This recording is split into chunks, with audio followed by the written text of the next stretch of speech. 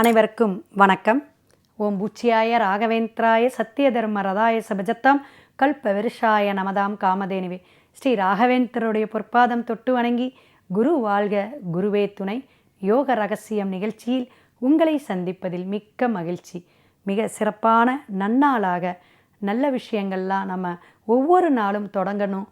அதற்கான நல்ல வழிகாட்டியாக நமக்கெல்லாம் யோகத்தை எங்கே கிடைக்கும்? நம்ம பிள்ளைங்களால் கிடைக்குமா? நம்மளால் கிடைக்குமா? ஒருத்தவங்களுக்கு ஒரு மனிதனாக பிறக்கிறோன்னு வச்சுக்கோங்களேன். குழந்தையில் ஒரு வாழ்க்கை, குழந்தை பருவத்தில், இளமை காலத்தில் ஒரு வாழ்க்கை, 40-50 வயதில் ஒரு வாழ்க்கை, அந்த இல்லற வாழ்க்கைம்பாங்க. அடுத்தது வயதான காலத்தில் ஒரு வாழ்க்கை. இப்படி நிறைய வாழ்க்கை சம்பவத்தை அனுபவமாக நம்ம வந்தாலும் சின்ன சின்ன விஷயங்கள் பட்டறிவு நம்ம மனசை பாதிக்கும், நம்ம விஷயத்தை போராட்டத்தை கொடுக்கும். இதெல்லாம் ஏன் அப்படிங்கிறது நம்மளுடைய கர்ம வினை. இப்போ பௌர்ணமியில் நேற்று எப்படி வழிபாடு எடுத்தோங்கிறத சொன்னோம். இன்றைக்கி இந்த பூராட நட்சத்திரம் சுக்கிரனுடைய நட்சத்திரத்தில் மிக சிறப்பான தனுஷு அப்படிங்கிற இடத்துல இருக்குது. காலசக்கரத்துக்கு 9ஆம் பாவகம், அதாவது பூர்வ புண்ணிய ஸ்தானம்னு ஒன்று இருக்குதுங்க. இது பாக்கியஸ்தானம். 5ஆம் இடத்தை நம்ம சொல்கிற மாதிரி இங்கே 9ஆம் பாவகத்தையும் நம்ம சொல்லக்கூடிய அமைப்பு. அம்பாள் வழிபாடும் எடுக்கலாம், துர்க்கையம்மன் வழிபாடும் எடுக்கலாம், காளியம்மன் வழிபாடும் எடுக்கலாம். ஏன்னா முருகனை பற்றி நிறைய சொல்லிட்டு வரோம். முருகன் வழிபாடும் எடுக்கலாம். கந்த சஷ்டி கவசம் கேளுங்க.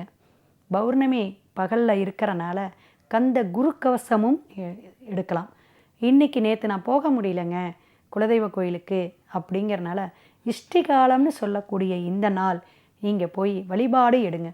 கண்டிப்பாக நல்லாயிருக்கும்.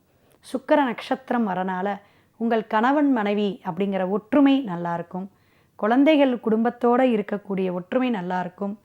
எந்த விஷயத்துலையும் சண்டை சச்சரவாக இருக்குங்க.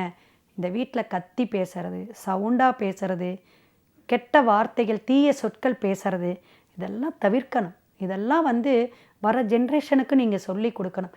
நம்ம அசால்ட்டாக அந்த கோபம் பாவம், அந்த கோபத்தால் நம்ம கொட்டிடுறோம். ஆனால் அந்த வைப்ரேஷன் என்ன தெரியுமா ஆகும்? அப்படியே நம்ம இல்லத்தில் நெகட்டிவாக போய் உட்காரும். அதனால் அடுத்த விஷயத்துக்கு அது ஒரு தடையை கொடுக்கும். யாருக்கு வேணாலும் இப்போ வீட்டில் ஒரு குடும்பத் தலைவின்னு சொல்கிறோம். அவங்களுக்கு உடம்பு ஆரோக்கியம் நல்லா இருந்தால் தானே வேலை செய்ய முடியும். கைகால் வலி, இடுப்பு வலி, தொந்தரவு, அலர்ஜி ப்ராப்ளம், தலைவலி, இப்படி ஒரு பிரச்சனையை ஏன் கொடுக்குது? அங்கே நெகட்டிவ் இருக்குது.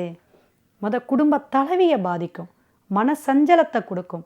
அப்போ நம்மளுடைய சொற்கள் நல்ல சொல்ல பேசணும், நல்ல விஷயத்தை பேசணும். அமைதி அமைதி சாந்தமாக ஒரு அகிம்சை முறையில் போங்களேன், எதையுமே ஜெயிக்கலாம். இதெல்லாம் பொறுமையாக இருக்கணும். ஃபஸ்ட்டு பொறுமை பெண்ணுக்கு வேணும், அந்த குடும்ப தலைவிக்கு வேணும், குடும்பத்தை நடத்தக்கூடியவங்களுக்கு வேணும். அவங்க இருந்தால் தான் குழந்தைங்க அதை ஃபாலோ பண்ணுவாங்க. பெரியவங்களோட 10 பேர் 40 பேர் 30 பேர் இருந்த பெரிய குடும்பமெல்லாம் இன்றைக்கி மனசு சுருங்கி போச்சு. தானம் தர்மம் யோசிக்கிறோம், என்ன கொடுக்கறதுன்னு யோசிக்கக்கூடிய காலகட்டமாக போச்சு. இல்லறமும் நல்லறமும் நம்மளுடைய ஆரோக்கியமாக இருக்கணும்னா தர்ம சிந்தனையை வளர்க்கணும். நம்ம ஒரு முன் உதாரணமாக வாழணும். நிறைய விஷயத்தை பேசிக்கிட்டே இருக்கலாம், சொல்லலாம். எல்லாமே ஒரு நல்ல வார்த்தையாக இருக்கணும், நல்ல சொல்லாக இருக்கணும். ஒரு சொல் வெல்லும், ஒரு சொல் கொல்லும். அதனால் நிறைய விஷயங்கள் நல்லதை பேசுவோம். நாளை சந்திப்போம்.